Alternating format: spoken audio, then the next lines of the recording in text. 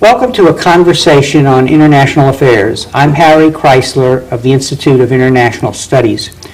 Our distinguished guest today is Ahmed Kathrada, a leading political figure in South Africa. Mr. Kathrada began his involvement in the struggle against apartheid as a youth leader of the South African Indian community. He became a core member of the ANC, was convicted in the famed Robben trial, and served 25 years in prison with President Mandela. Now his responsibilities include serving as a member of parliament, parliamentary counselor to the office of the president, and preserving the history of Robben Island. Mr. Kathrada, welcome to Berkeley. Thank you very much. How did your family come to live in South Africa? They came at the turn of the century, my father first and then my mother.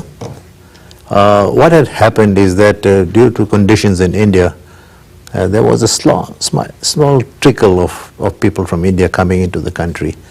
And once one comes, then he calls his family and they call their families and friends. And that's how they arrived in South Africa. He was a vendor at first and then opened a little retail shop. And you were actually born in South Africa? I was born in South Africa, yes. And as a very young person, you became politically active. Tell us about that. What had happened is that I was born in a rural area in what was known as the Transvaal province. And under the racial laws of the time, because the Asian community was so small, there was no school for me. The laws did not allow me to go to the African school nor to the white school. And I had to then go 200 miles to Johannesburg and stay there for schooling. And did you stay with other Asian families there? I stayed with a relative. Right. And at school I befriended young children of my age whose parents were already active in politics. And that's how we got swept in without any intellectual understanding of what we were going in for. And what age are we talking about when you can say you became a political person? Maybe very, very young, but... Well, I started distributing leaflets at the age of about 11 or 12 and putting up posters and writing slogans. The elder people asked us to do that and we thought it was exciting to do it.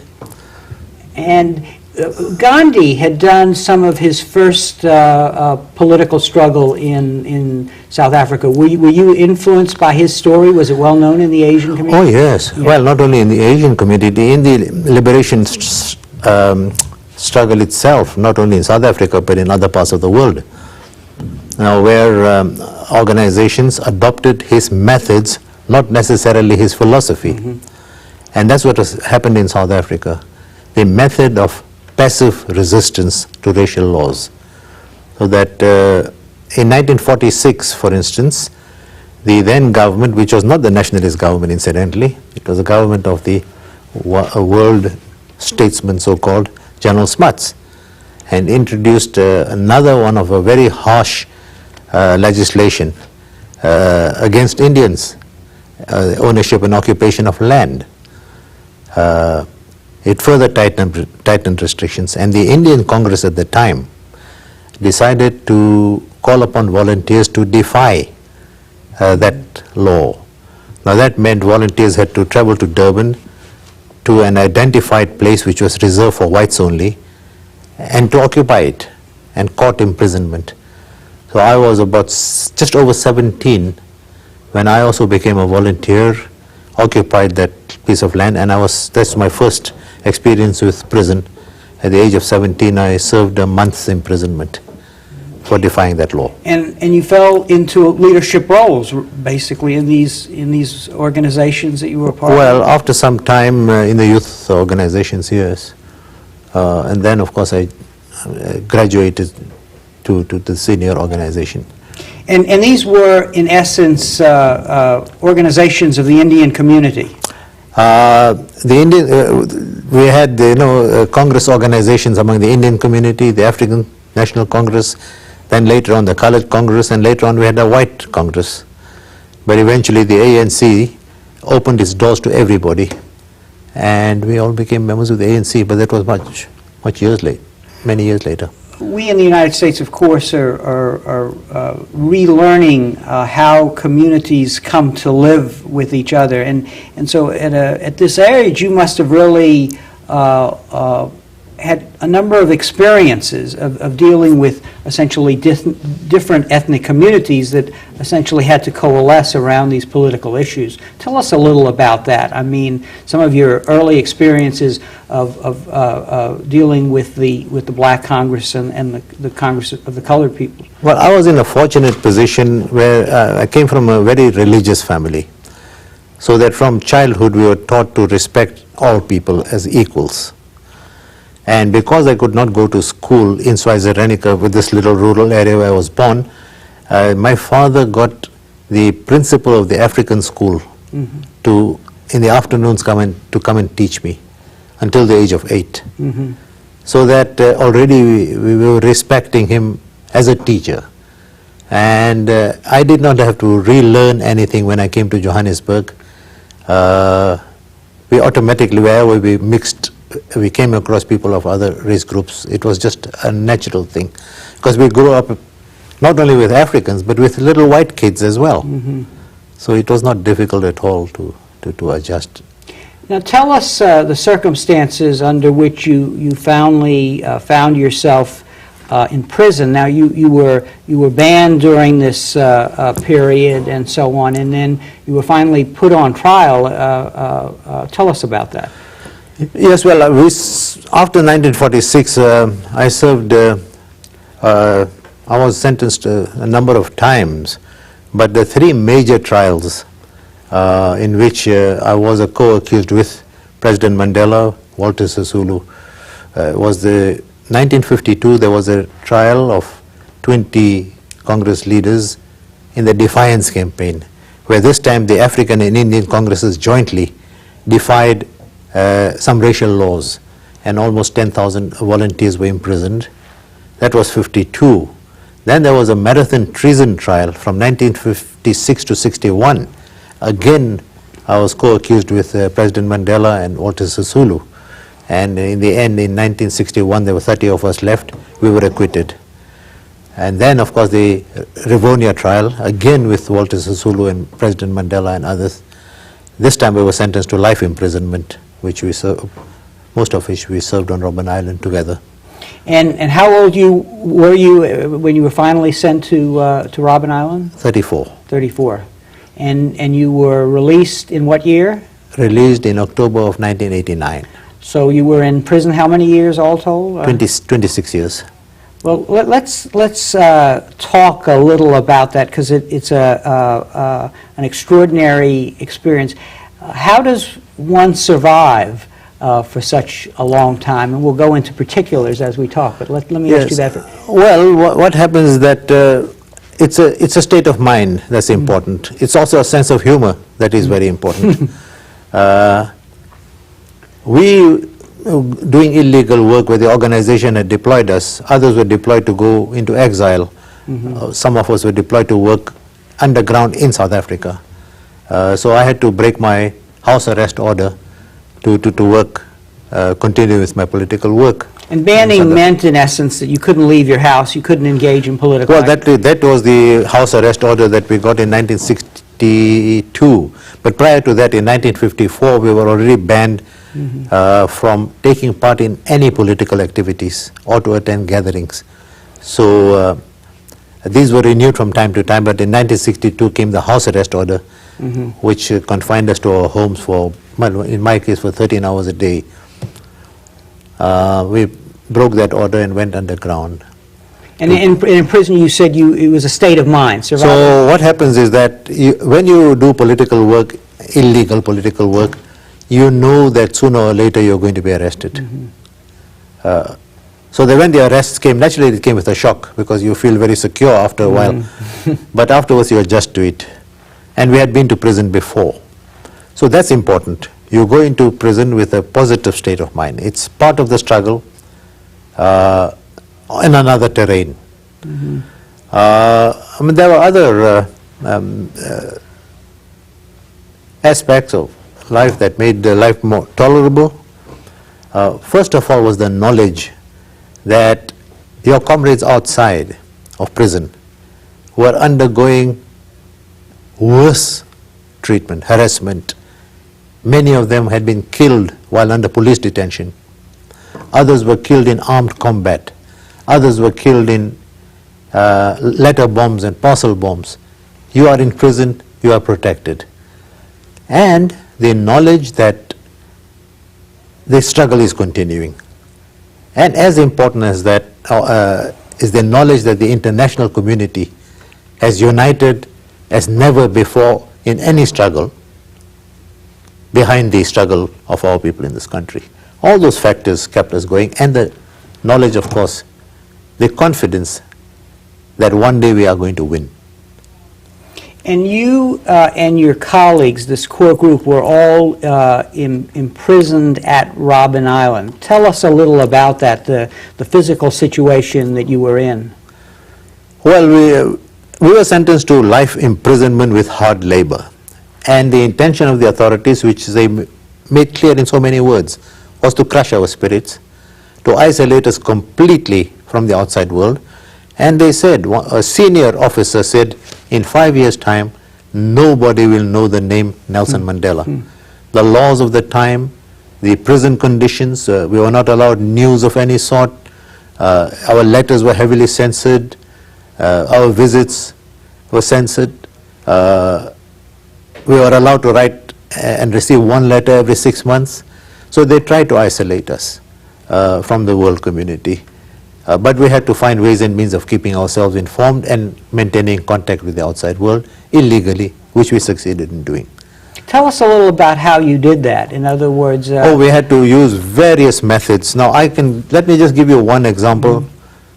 The biography of the president, the autobiography, A Long Walk to Freedom, that was written in prison, clandestinely. The process was the president would write, he would pass it on to me for my comments, I'd read it to Walter Sisulu for his comments, write them, hand them back, and then they were handed to two of our experts in small handwriting. Experts within the prison? Within prison. Right.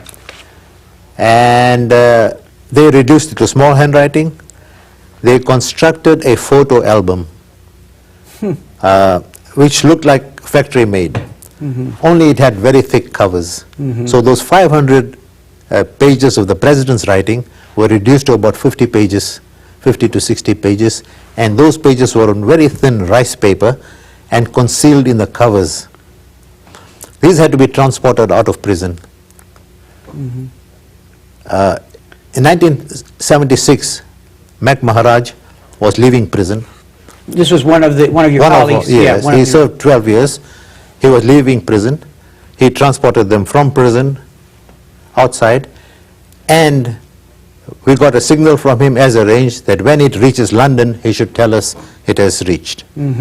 Now, significantly, Mac Maharaj, who transported it out of prison, is now Minister of Transport. That's very good. Yes. That's very. So, but let's go back a minute. Where did the prison unknowingly supply a pen? Well, we were studying. We were studying. Okay, so and because you see, the manuscript we had buried in plastic containers, it was discovered, and we were punished for that. The three of us, Mandela, Sisulu, and myself. The punishment was because we had abused our study privileges doing something other than studies by using a ballpoint and paper. Should have been used for study purposes, we used for this. And we were deprived of our studies for that. And what was the document written on? You said rice paper? Rice paper is very thin paper, I see. yes. But this was paper that was provided for your studies, basically? Yes, right, yes. Right. So did this project become almost a collaborative effort that must be one of the kinds of activities that made life meaningful in this incarceration? Well, this was one of many projects. I mean, there were major debates among ourselves, and because our particular group of prisoners, about 20, 25 of us, were isolated from the rest of the prison community, completely isolated, we had to also maintain contact with our people inside prison. and with our people outside. So we had to devise ways and means of doing that, and also devise ways and means of keeping ourselves informed of news. So we had to smuggle news, beg, borrow, steal, blackmail, bribe, anything to keep ourselves informed, and we succeeded. So in a sense, it was a concerted effort to create a community among your fellow prisoners that the South Africans thought they were denying you by putting you in prison. Is that, Well, that was their biggest mistake, but it was a catch-22 situation for them. When we arrived on Robben Island, we were mixed with criminals, or common law prisoners as we call them. They placed the criminals there for a purpose of spying on us, making our lives difficult. But what had happened, in fact, is we politicized them. So they removed the criminals from us. And they kept only the politicals together. So they had the choice of either spreading us into non-political prisons and we politicize the others, or keeping us together. So they chose to keep us together as political prisoners. How did you get information from the outside world? I would imagine that in addition to projects like this, it was very important for you to know what was happening in the movement, what was happening in the international community in terms of responding to events in South Africa and so on. Again, we had to devise innovative methods, but as I said, we begged, borrowed, steal, bribe, blackmailed, anything. If I may give you an amusing but a very relevant method of how we succeeded on one occasion. Now, we were regular churchgoers, Christian, Hindu, Muslim, any. The president encouraged us to attend all services, and we did. And Brother September was a pastor who was coming regularly. And one Sunday, one of the prisoners asked Pastor September whether he, the prisoner, could lead a prayer. And of course, the pastor was very enthusiastic about it. And at a certain stage, the prisoner asked the congregation to close their eyes, which we all did. And another prisoner tiptoed to Pastor September's suitcase, opened it, retrieved the Sunday Times, closed it, and we had today's news today. So what I say is that we used any method to get news, and we kept ourselves informed, quite well informed. Now, tell me about your contacts with the outside world with regard to personal correspondence. Did you keep abreast of what was happening to family and friends while you were in prison, or was this something not permitted? They made it very difficult. Right. We were allowed to write one letter and one visit every 6 months. That's for the first few years. And then it became once in 3 months, and then it improved. But it was restricted to what they described as family matters. So that the correspondence had to be very, very restrictive. Otherwise, they'd literally sometimes cut 500 words. We were restricted to 500 words. And if you exceeded 500 words, sometimes they'd literally cut it with a scissor or black it out. In addition to blacking out whatever they considered undesirable. I received a letter in November of 1964, which was not given to me. It came from my brother.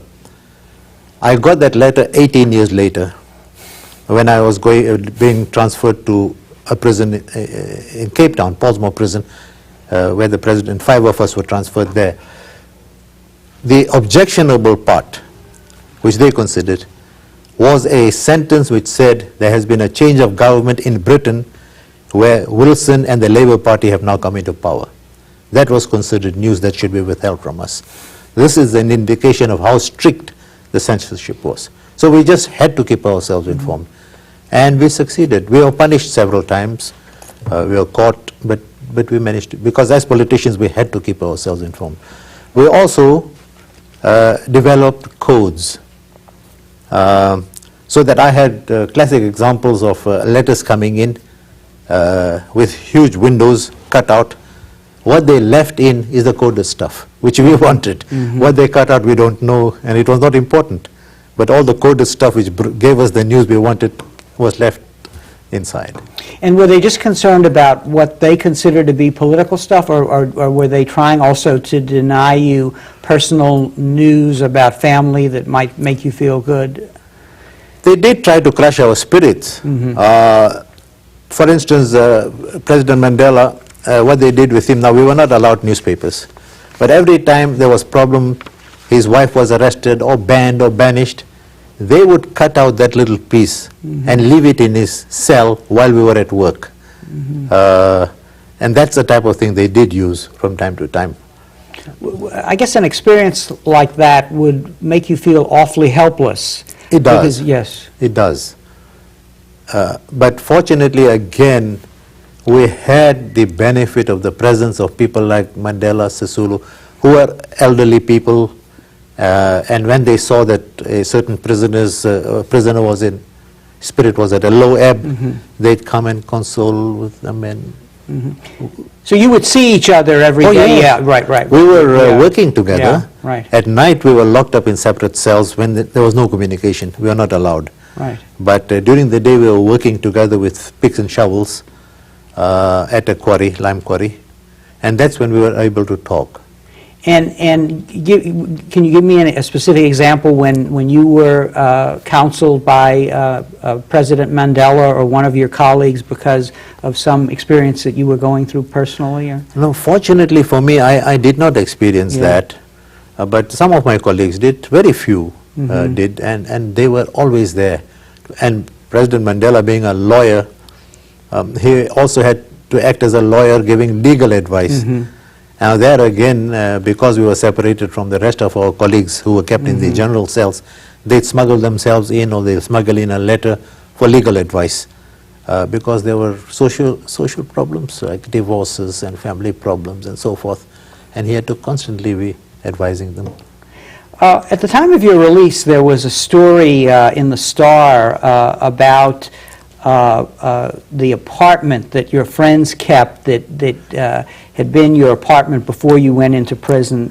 Tell us a little about that. In other words, that loss of that sense of place and your feelings about this, the fact that this apartment was kept.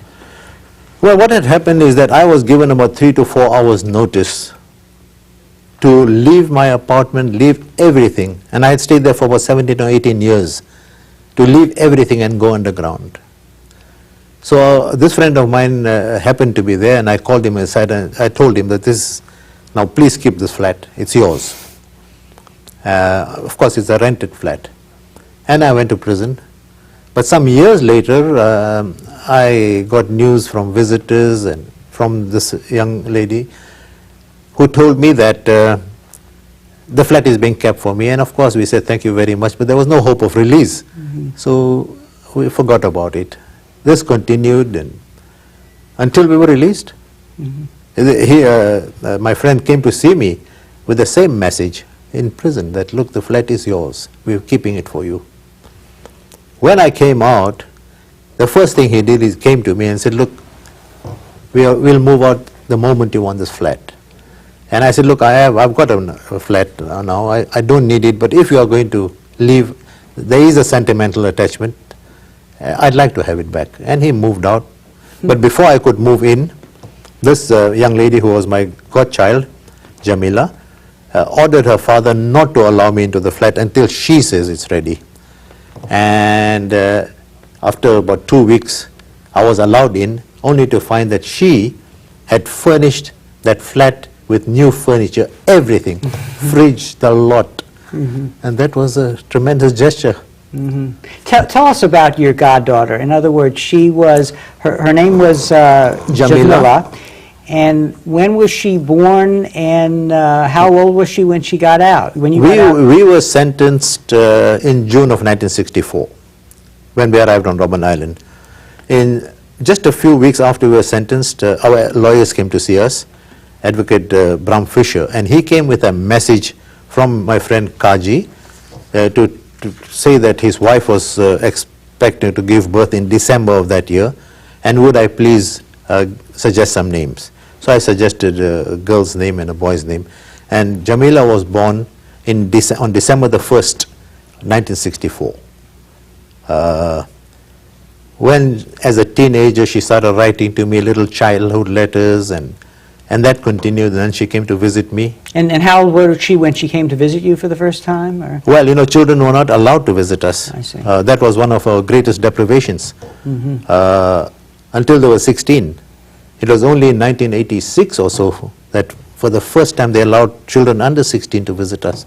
So she had to wait until she was 16 to visit me. And what were your feelings the first time you saw her? Well, it was, I cannot describe that feeling. Unfortunately, there was a glass barrier between us, so we had to see each other through that glass and talk to each other that way. In some of your writings that I looked at, I noticed that you emphasized that the not having family and children around was really one of the greatest sacrifices that those of you who were in prison endured. As most prisoners would say that the greatest deprivation was the absence of children, because it's an unnatural world without children.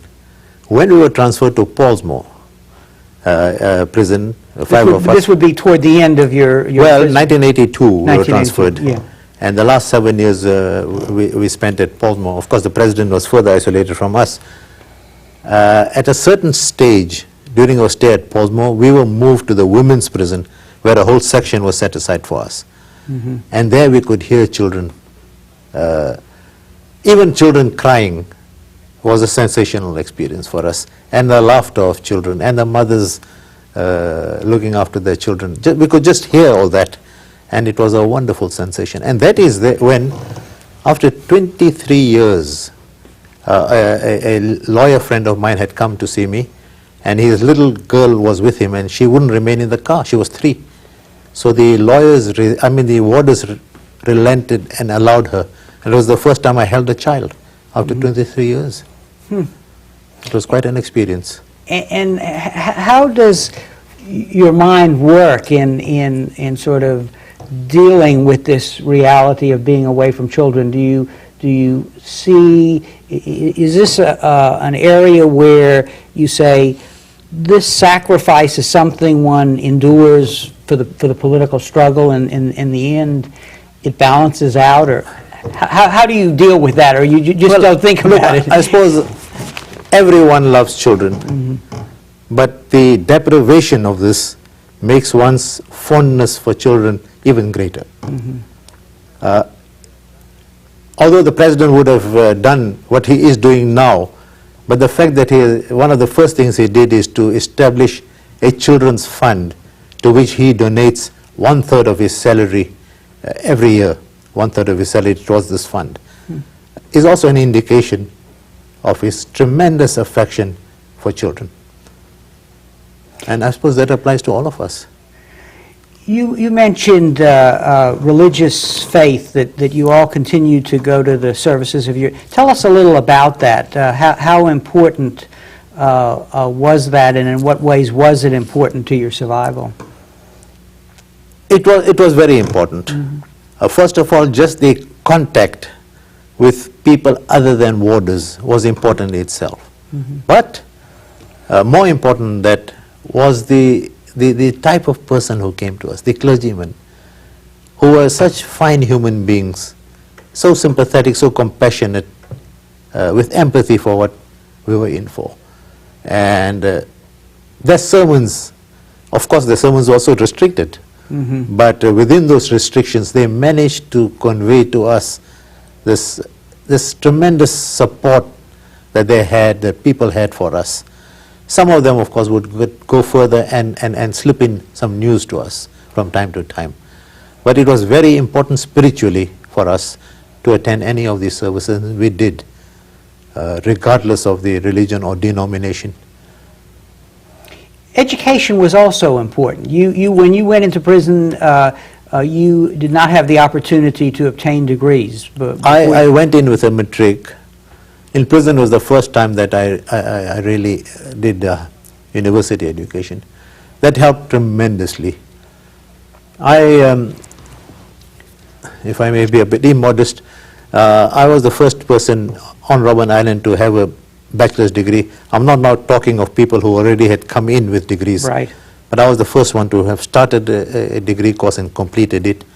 They would not allow me to go further than that. They allowed me eventually to do another bachelor's degree, which I did. Again, they would not allow me to go further, but after some years, they allowed me to do an honors degree. After I completed that, I wanted to do a master's. They wouldn't allow me. They allowed me to do another honors degree. So I did 4 degrees. And what was the focus of your studies? Eventually, I did an honors in African politics and an honors in history. And I did a dissertation, for instance, on the radicalization of black politics in South Africa. So I concentrated quite a bit on liberation history. And it was an eye-opener to me, because outside we were so busy with the political work that we neglected knowledge about our own history. So you began studying and gathering information about the history of your various movements? Oh yes. You see, I was in a fortunate position. Oh, we all were.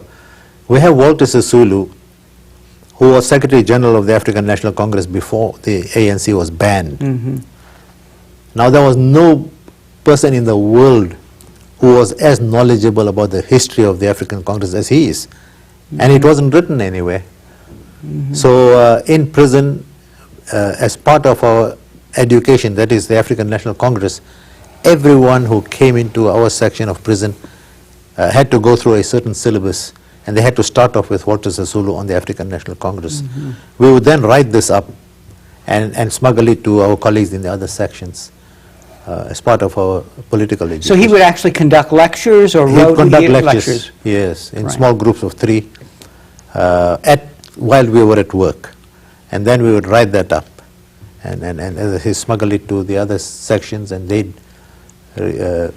distribute it.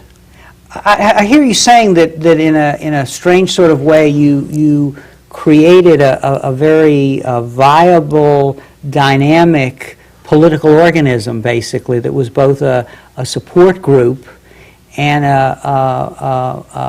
an information gathering that sort of elevated the consciousness of your political movement in addition to helping you survive. Well, I can only talk of the African National Congress. There were other organizations, naturally, but I was a member of the African National Congress, and what we did right from the start is to set up a Congress structure, illegally, naturally, within prison. With the aim of continuing our political work, maintaining discipline, political education, and so forth. So right from the start we did that, and continued right till the end. And as a political activist, what did you learn from this experience, and was different from what you learned building a political community outside the prison walls? Well, prison is in many ways a university. You have to humble yourself, because you are thrust into a community, most of whom you don't even know. They may belong to the same organization, but they come from various parts of the country. So your individuality, while you're trying to retain your individuality, you have to be conscious that you belong to a larger social group, and you have to adjust to that. So it's a learning experience. You have to be very humble, very modest, and submerge your personal feelings in the interest of the wider community. That in itself is quite a thing. Generally, prison teaches you discipline. Prison teaches you the advantage of physical work. Now, none of us had done manual labor. I mean, I'm now talking of our small group, but we were made to work with pick and shovels. We didn't think it demeaning, because they had identified that hard labor as a method of crushing us, and we said that is a challenge, and we are not going to allow ourselves to be defeated there. Anything, we had decided, anything that impinges on our dignity as human beings, we are not going to allow them to do. And many of us were punished as a result. So right from the beginning, It was a fight, part of the same fight against apartheid, to retain our dignity as human beings. So it was an intense struggle about what this experience would mean, and your determination individually and as a group to prevail. That's right. As part of the greater political right. struggle. That's right. We saw this as a challenge. Now, unlike outside prison, where you could hold your little meetings in motor cars or private homes without being caught, in prison you are under surveillance for 24 hours. At night you had warders walking up and down. You dare not allow any weakness. You are not going to cave in any way and give the enemy the satisfaction of knowing he has crushed you. So individually and collectively, we had to encourage each other to maintain our spirits. And we succeeded. We defeated them. We managed to humanize many of them. What is the lesson of this experience for other kinds of survival, not just political survival, do you think? Well, the belief in the correctness of what you are doing, it's absolutely essential. All of us who were in the struggle and who were jailed were people who had already been activists. We knew the dangers we were facing. We believed in it. We were confident. We knew that one day we are going to win. That was absolutely essential. The belief in the sincerity with which you handle your beliefs. Tell us a little about the men you were incarcerated with. President Mandela, who you were close to and who was there with you and who you've talked a little about. Give us some insights that emerge from this unique experience that you had with him. Well, when you talk about President Mandela, you cannot leave out Walter Sisulu. They complement each other. Mm-hmm. They are two different characters, but you cannot talk about the one without the other.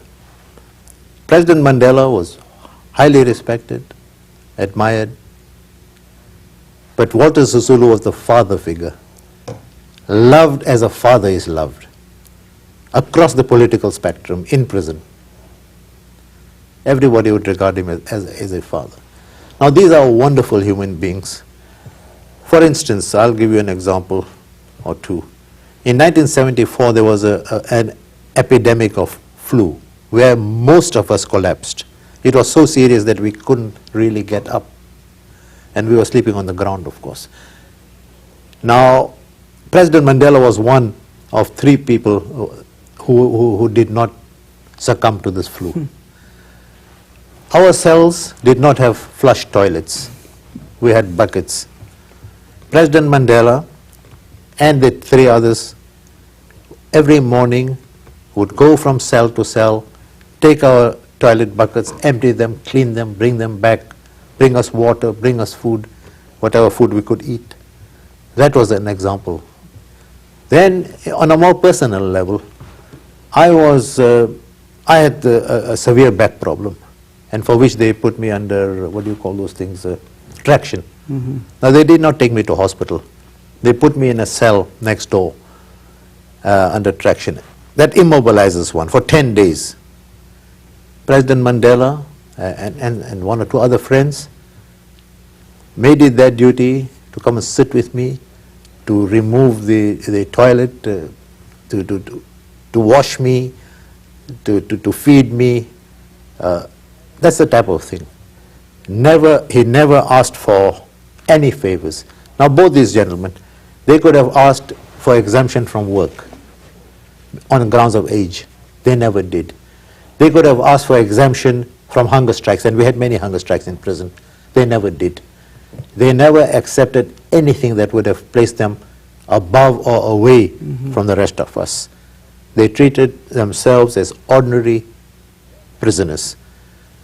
Their families were under constant harassment, but they never allowed their personal problems to cloud what they considered their duty towards their fellow prisoners. In that sense, they were absolutely wonderful human beings, very caring for other people. And that is now reflected when President Mandela becomes president of the country. So it doesn't surprise you at all that the universal acclaim with which he is held throughout the world?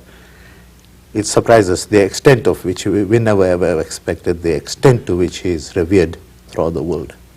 We have now got used to it naturally, but it was absolutely amazing. And in the end, you were all vindicated. Oh, yes. This belief in yourself, which leads me to a question. What were your feelings when you realized that you actually were free? I know you believed that one day you would be free and the struggle Well, would prevail.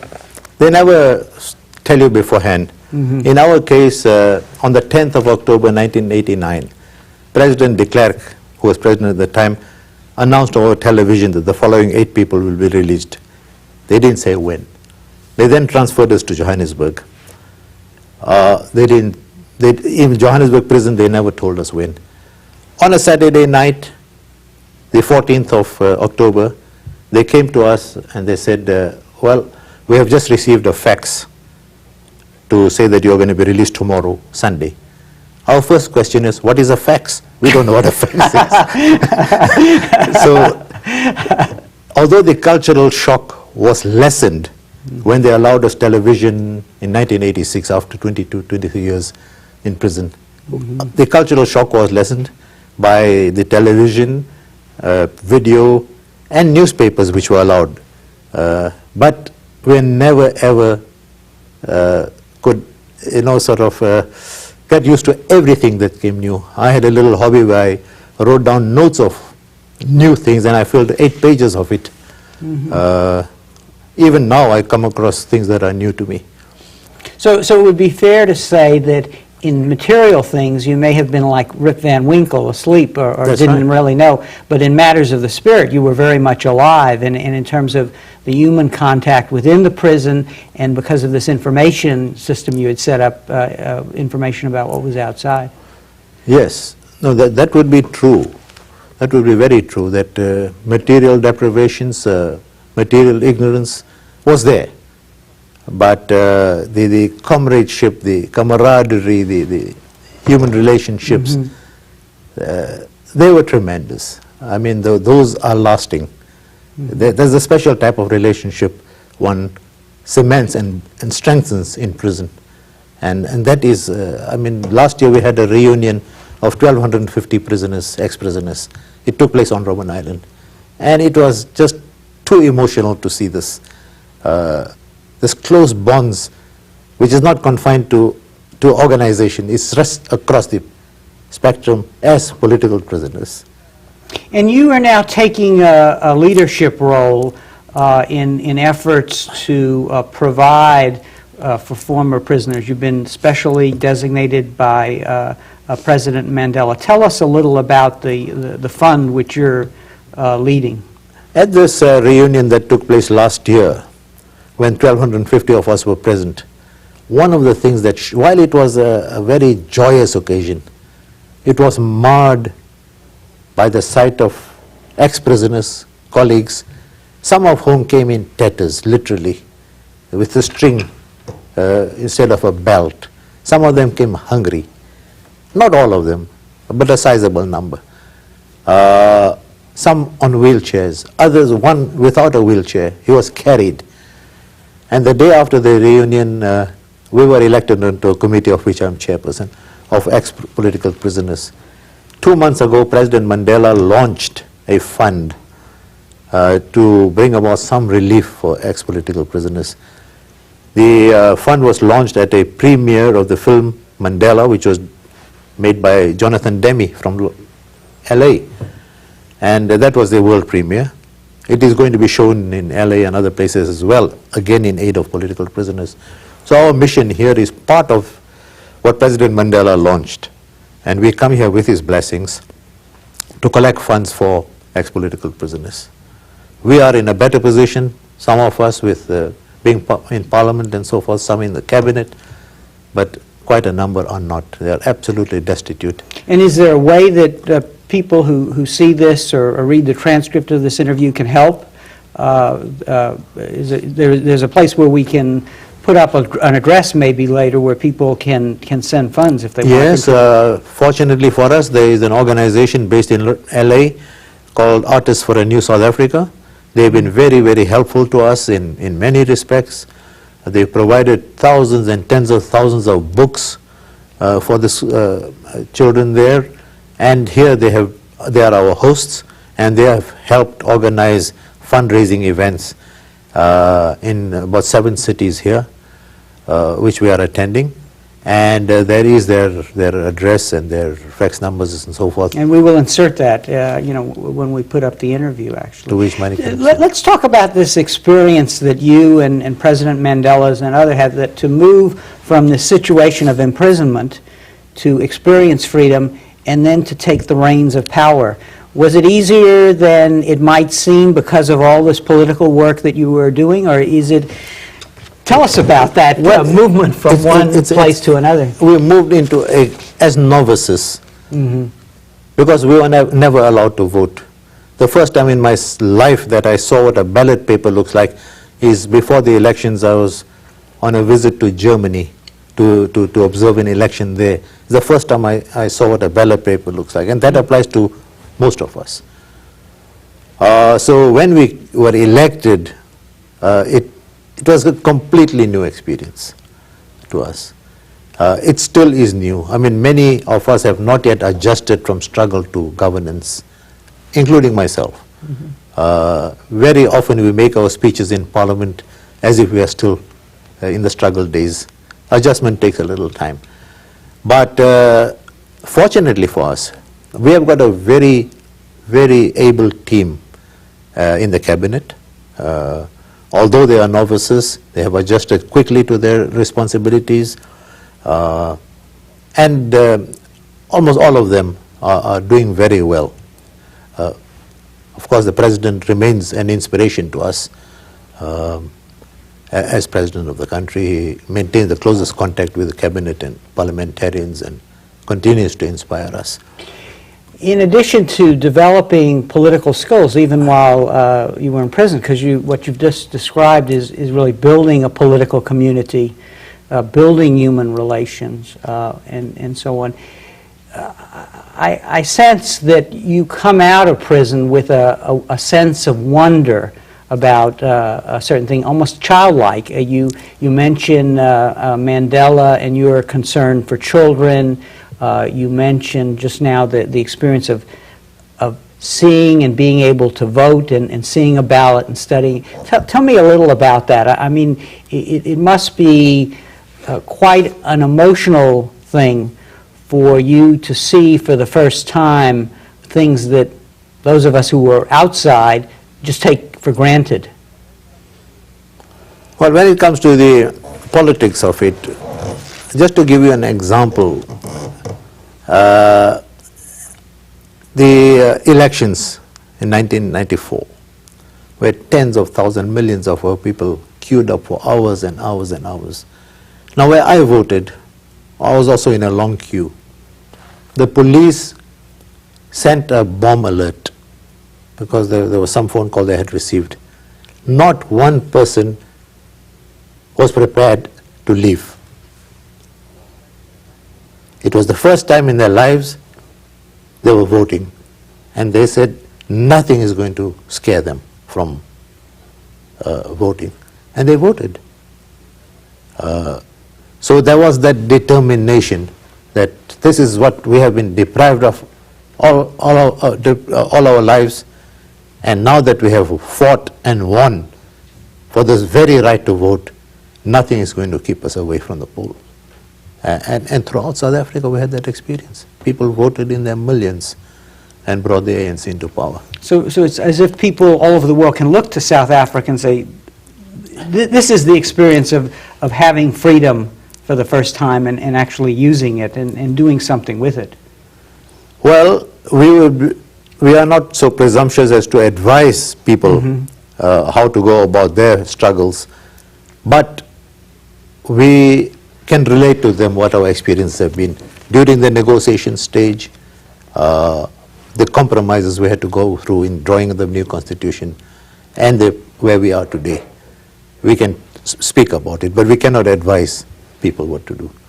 One of the debates that the international community is going through right now is how to deal with the people who committed the crimes against humanity, who were the enforcers of this awful regime.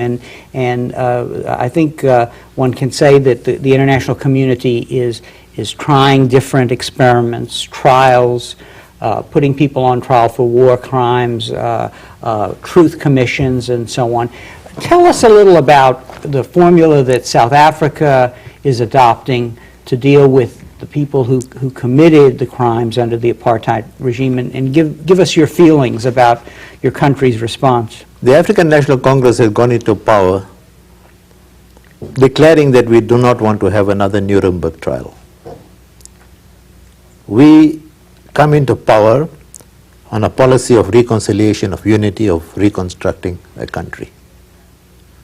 But at the same time, we would be betraying the years and years of struggle and sacrifices if we don't give an opportunity to people who have been victimized in one form or another as a healing process, which will strengthen the whole process of reconciliation. So the Truth Commission is there not for the purpose of putting people on trial, but for the purpose of getting people to come and confess what has happened. So up to now we've had scores of victims coming, and their demands were not great. Very few of them said we want money as compensation. Their demands were basic human demands. Show us where my child was shot, buried. Allow us to exhume those bones and give them a proper burial. Such are the demands. But what had happened until recently is the victims were the only ones coming forward. But there's been a dramatic change in the last month where the perpetrators have now come forward. Senior police officers who were responsible for perpetrating some of these crimes are now coming forward to ask for amnesty. And in the process, they are revealing where the orders came from. And they have already pointed to ex-President Botha as a person who gave orders. They have pointed to the State Security Council, which was taking major decisions about invading other countries, hit squads and so forth. They are coming out with that. So that you already had one of the former ministers of police who has publicly declared that he's going to ask for amnesty before the Truth Commission. Amnesty is not going to be automatic. Amnesty is going to depend on whether you have committed certain offenses or crimes as part of a political organization. That in itself is not going to be enough. Then it's going to depend on the extent of your crime. Was the killing of a mother and child in Angola, Jeanette Cohen and the little girl called Katrina, their daughter, killing them with a parcel bomb, could you claim that that was justified? Now such people won't get amnesty. Such will be left to the law to take its course, you see. But they'll have to come and show that when they come to the Truth Commission. But I'm curious about your belief about human nature and conversion and redemption and so on. I think at one level you're saying it is enough that these people come forward and lay out, their complicity in the crimes, but that at a certain level of complicity, well, the extent pardon is not possible. I mean, it's not for us to decide. Right. But the Truth Commission can say that, look, we don't think that the extent of your crime, the killing of a little child, we cannot accept that was part of your political work. they can only stop there. Thereafter, it's left to the attorney generals to prosecute or not to prosecute. The government cannot order the prosecution of anybody. It's left to the course of justice to take. Looking back at your life and the struggle you've endured, what are the lessons for other political prisoners who are, incarcerated under regimes, some of them as bad as the apartheid regime that you struggled under? Is it fair to ask you kind of to sum up basically the lessons of your imprisonment? Well, again, we can only relate our experiences. And where there are prisoners in similar conditions, if our experiences can be a lesson to them, all the better. But we cannot presume to give them advice, because circumstances differ in every country. Let me ask you this then. This interview might be used for courses here at campus. Young people are the font of idealism, basically, and your struggle began with a lot of idealism and then posed obstacles for you that maybe even you didn't expect. How would you inform their education as they look to their future and think about political activity, think about things like the international struggle for human rights and so on? How would you tell them to prepare for a world in which regimes like apartheid will exist, but also there will be individuals like yourself and Mandela who will struggle against them? Well, we say that if there are any lessons to be learned, it will be lessons for both sides. We realized when we launched the armed struggle in South Africa that there were very few instances in history where the armed struggle itself succeeded. Almost every armed struggle for liberation ended at the negotiating table. Our struggle, when we launched the armed struggle, we knew right from the start that we are not going to achieve a military victory over the enemy. Our armed struggle was aimed at forcing the enemy to the negotiating table.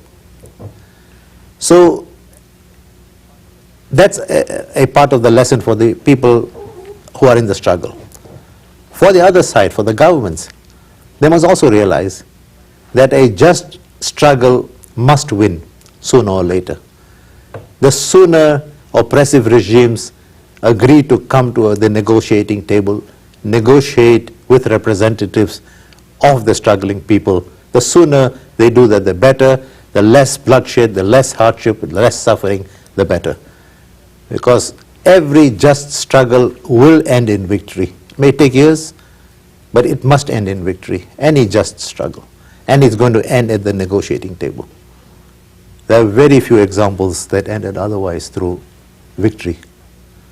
One final question. Your life's work really puts you at the cutting edge of dealing with problems of diversity, of groups of people with different backgrounds learning to live together.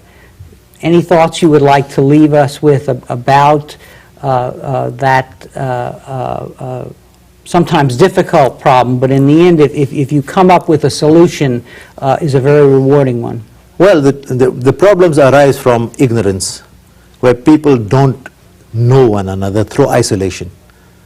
Prior to apartheid, there were people living together in many suburbs, not whites, but Indian, African, colored, and whites were adjacent. In very many instances, they were playing together as kids. Came the Group Areas Act and they separated everybody. So they have to learn anew, because ideas and perceptions develop about one another in isolation. We have to re-educate people.